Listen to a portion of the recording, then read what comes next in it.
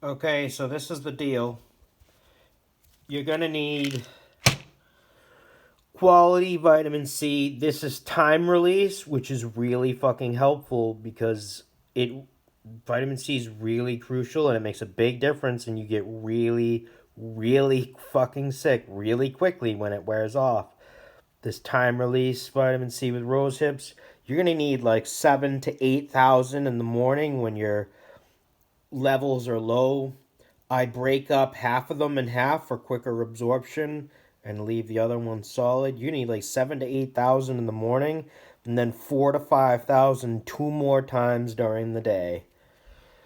As much as your stomach can tolerate. This protects your heart from the fucking incredible damage it does. It also protects every cell in your body and makes the cells longer, as well as your lung cells live longer so that you can continue breathing while it's damaging everything. It's critical. It helps detoxify everything. It turns on longevity genes if you have them, which I do. You're going to need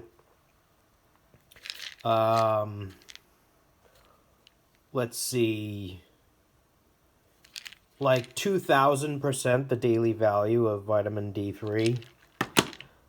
You're going to need it a lot. If you don't have vitamin E, you might as well throw the towel out the fucking window. You're going to need vitamin E at around 800 to 1,000% of your RDA 2 to 3 times a day. It will help you turn the tide. Folate will absolutely help you turn the tide. You're going to need at least 400 micrograms twice a day. You're going to need glutathione, which stops the fluid from pushing into your lungs, and it stops free radical damage in your cells. This formula is really great. You're going to need probiotics like crazy. The stuff starts with diarrhea, so it kills your immunity, which is all held in your stomach and your gut. Fucking kettle's going off. You're going to need zinc like 3 times a day, and you're going to need massive amounts of it. You're going to need like 400 or 500% the daily value. You're going to need goji berry, also known as wolfberry. It'll help you turn the tide, but you'll notice the stuff will adapt, but you're going to have to keep taking it. You're going to need Pau d'Arco. It's got crystallized oxygen in it, which is like a fucking miracle, which can kill cancer if they manufactured it, but they don't because they don't want to cure anybody. You're going to need ellagic acid. It's a game changer. It's a stronger anti-fever than any supplement you can buy over the counter. It's antiviral, antibacterial, antifungal. It reduces all those loads on your body so you can focus on fighting the virus. It's a game changer. You basically pretty much can't do it without it. Colloidal silver, you'll notice it'll work immediately. You're gonna have to rip quite a lot of it, up to 7 teaspoons a day, but that's a little heavy. I can only do about 3 or 4. You're gonna need this in the beginning and when you can't breathe. 1,200 to 1,800 milligrams at a time, 3 to 5 times a day when it gets bad. Towards the end, you're gonna want to taper off it so that you can let your own body. Let me shut off the stove. So that you can let your own body start fighting the virus, because that'll knock back the virus so much that your body might not make antibodies, which is what happened with mine.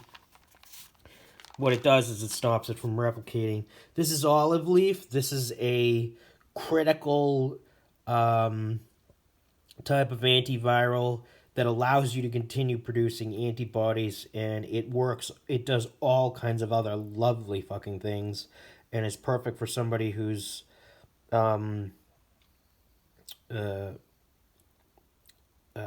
allergic to hydroxytyrosol and other olive compounds. The leaf is a little more safe. You want to rip that easily. 2 times 2 times 3. So 2 times 3 a day. Licorice, same thing, powerful antiviral, helps everything in the body, is incredibly important. You got to rip a lot of it, 2 to 3 times a day. This is cat's claw. It it doesn't just act as an anti-inflammatory, it stops the inflammation process from even beginning rather than trying to affect it when it's already begun.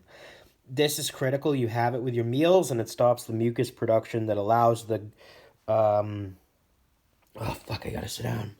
It stops the mucus production and the inflammation that allows the corona to garden in your lungs. And what happens is, if you don't have this and you don't keep your lungs dry and you don't dry up the postnasal drip with this, not only is it going to get into your lungs, but once the corona is in your mucus, in your lungs, your antibodies and your immune system can't access the corona when it's in a chunk of mucus a half an inch high away from the surface of your lungs. Your antibodies have very little activity in your mucus when it's moving, externally on top of a tissue in your lungs. Ginger, it kicks it in the ass. You'll notice it. You have to have a full teaspoon. Break the capsules up. Put them on. Put them on a teaspoon. Fill that fucking teaspoon, and you can handle about a half a cup of it at a time. You can't drink a whole one. It'll just burn your insides out pretty much. Some people who are really healthy might be able to handle it, but with all the digestive distress that Corona does, you won't be able to handle it. You'll notice you'll break a fever when you have it. You'll notice it kicks it right in the ass immediately. And you'll notice it's a game changer that actually makes you get ahead and makes you get a little better sleep and get, this is another resveratrol formula, but with ECGC, which is catechins, which are in green tea, 70% catechins. You can see it there. Catechins in oolong tea, green tea, and white tea kick the shit out of it, especially ECGC. If you buy ECGC, which I have here, I'm not going to show it to you, it kicks the shit out of it. There's no doubt about it. You can take it. As long as you take all this other shit, you can take ECGC, and you'll literally get up and start fucking walking around. And you'll think you're better until it wears off. But if you can handle taking it every day, which I can't, most people can, I'm a little allergic to it, it will help you get better, and you will develop antibodies while you take it. That's what's special about tea compounds. If you take a lot of ECGC with these other things synergistically, you're really probably not really going to get very sick from it. Oregano oil is cool, but the only problem is it can stop you from developing antibodies because it breaks down the virus so much that your body doesn't even think that it's a threat. But it will save your ass if you want to be able to breathe and you don't feel like going to the fucking emergency room and getting exposed to a bunch of shit fucks. So where are my products? Okay. Ooh, I'm moving good now after that meal and those supplements. Damn. Oh, my legs are weak though. That hurts. Okay, you're gonna need clove oil with the monolaurin and cinnamon bark oil. They have to be pure so that you can ingest them. It doesn't matter if they're not designated as food grade. As long as it says 100% pure, it means that you can ingest it safely. 3 drops of clove. In the beginning, you'll need 4 drops of cinnamon, 3. When it gets bad, you're going to need like 6 to 8 at the peak of it when you're fighting it. But if you want to breathe and you can't breathe, this is what you do. You take the monolaurin, you take 1,200 to 1,800, then you take the cinnamon bark, you take 6 to 8 drops, 5 or 6, and you take the clove and you take 3 to 4 drops. You put them in the bottom of a glass of water, maybe 2 or 3 ounces. You shake it up and you pound it. You put a little bit of the water in the glass again, swish it around, get the rest of the oil, and pound it down. 15, 20 minutes, you'll be able to fucking breathe again. I shit you not. If you put oregano oil, wild oregano oil in there with these, it increases the virus stopping power even more. You wouldn't believe how fast it works. It literally kicks the shit out of it, and you literally start being able to breathe again. When you get to that point, and if those things aren't working, and you're still trying to fight and not go to the emergency room, this is what they use in the emergency room, but they use a much higher dose. It contains quinine. It saved my life when I was gonna have to go in the ambulance, and it stopped it. But the corona gets used to what it does, which is it helps you absorb more zinc, and you're gonna need melatonin. I'm a melatonin repairs. Most people don't know that it helps repair the tissues in your lungs. It's critical for lung tissue repair. Some people are recommending 2 milligrams 4 times a day. I happen to take up to around maybe 50 or 60, 45 milligrams at night. It puts me down for about 5.5 hours. That's about it. Then Marky's up and running again, because that's the kind of guy I am. I'm a ball of fire. But you're going to need melatonin. I haven't had the breathing problems. I get them, when it gets ahead of me. But I don't get this chunky shit in my lungs, and I'm not always struggling with my lungs the way these other people do. And I don't get the mucus because I take this stuff. I take the cat's claw, I take the melatonin, I take the glutathione, and the vitamin D, and they stop the fluids from building up in your lungs. It doesn't allow it. So there's no need to die of secondary infections if you're not some conservative tight ass and you're not afraid of taking supplements. You're going to need to eat protein up the ass once you're ready to eat. In the beginning, you won't be able to eat. It'll make you not even be able to eat. You'll be fucking diarrheaing and puking and shitting and puking when you wake up, and you're going to need baby rash stuff like Desitin ointment for your ass, because your ass will be on fire and you'll be crying. It'll be bad. And you're going to need probiotics, and you're going to need... Look at all this tea in here. Woo! Psyllium fiber. You're going to need to rip this shit. You're going to need to be up to 12 grams twice a day. You could space it out and do like 8 grams 3 times a day. You're going to need that. You're going to need this. You're going to need slippery elm powder. You're going to have to take 1.5 teaspoons of this with the psyllium and with all your pills to protect your stomach from it, and with the probiotics, because it helps fight how it strips out the mucus in your stomach. If you take these, you might be able to sleep because your stomach and your insides won't have ulcers and be burning and keep you awake all night. And you'll be able to absorb the food to fight it and absorb the vitamins to fight it. When you don't take this stuff, you can't absorb it, and your ass burns and you feel like you're going to die. Psyllium not only gels and creates the mucus you need inside your GI, but what it does is it absorbs the acid. And what you don't know, because they don't tell you on TV, is that it makes your organs start digesting themselves. Your pancreas, you get pancreatitis sometimes. Your pancreas starts digesting itself by producing so much bile and acid that it starts burning itself up and burning everything in your body to pieces. Your liver secretes every ounce of bile it has. Your gallbladder, your stomach acid, everything starts digesting itself. You need psyllium because what it does is it absorbs the acids and holds them and lets you excrete them and get rid of them. You're going to need chlorophyll. In the beginning, because this virus likes to take over your blood cells, in the beginning, if you have too much chlorophyll, trying to fight the inflammation, you make yourself too alkaline, it's going to use the chlorophyll to invade more red blood cells. You're going to make more, and it's going to invade more, and it's going to get ahead of you, especially while you're sleeping.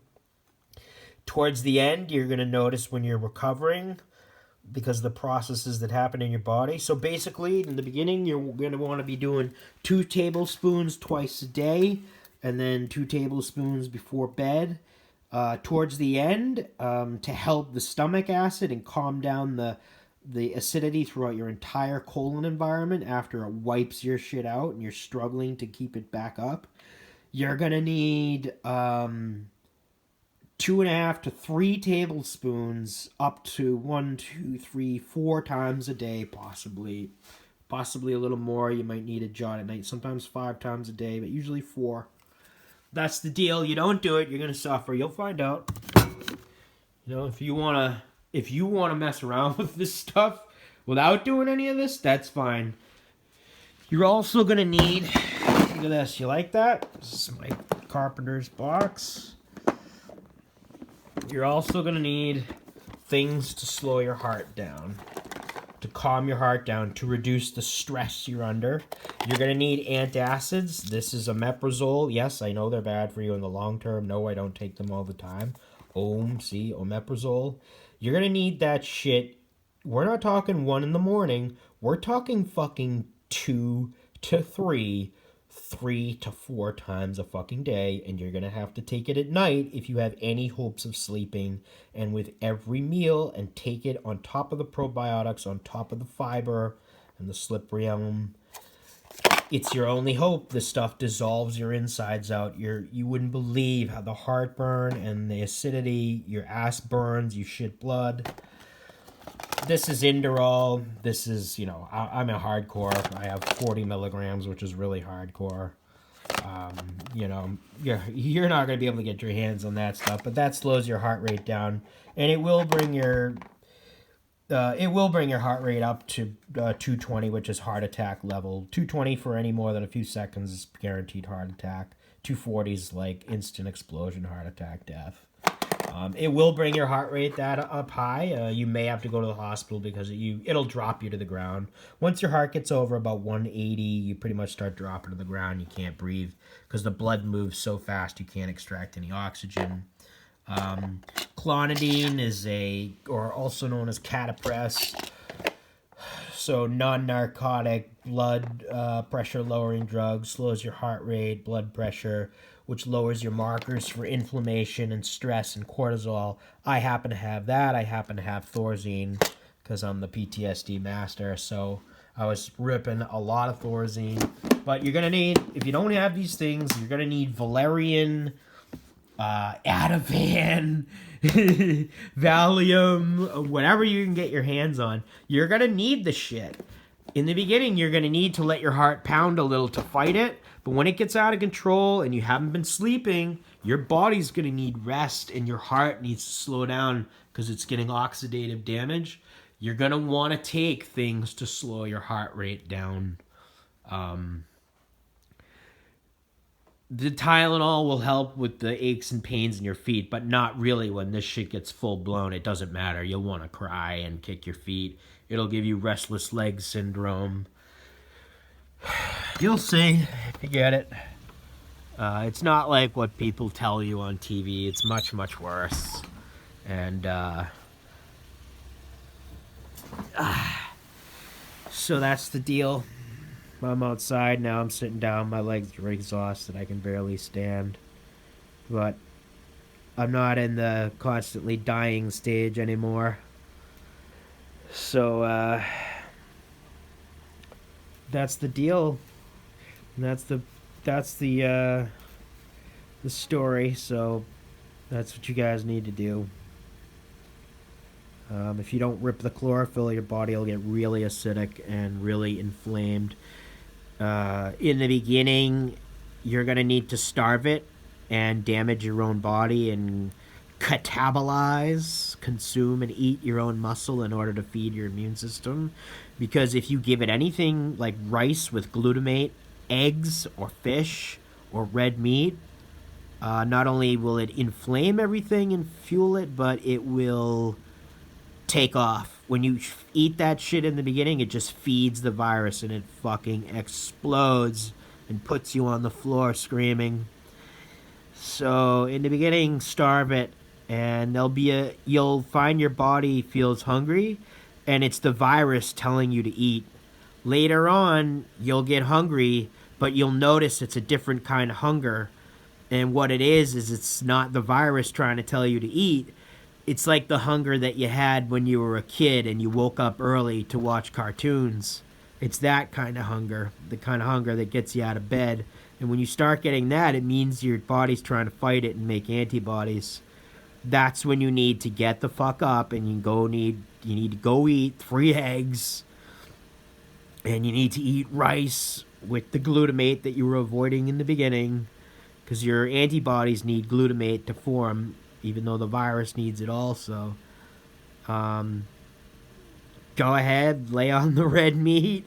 Lamb is better than beef. Fish, you're gonna need that shit. You're gonna need it 3 fucking times a day. Anytime you don't have it 3 times a day, it's gonna get ahead of you while you're sleeping, and you'll wake up behind the 8 ball, and you're gonna start all fucking over again.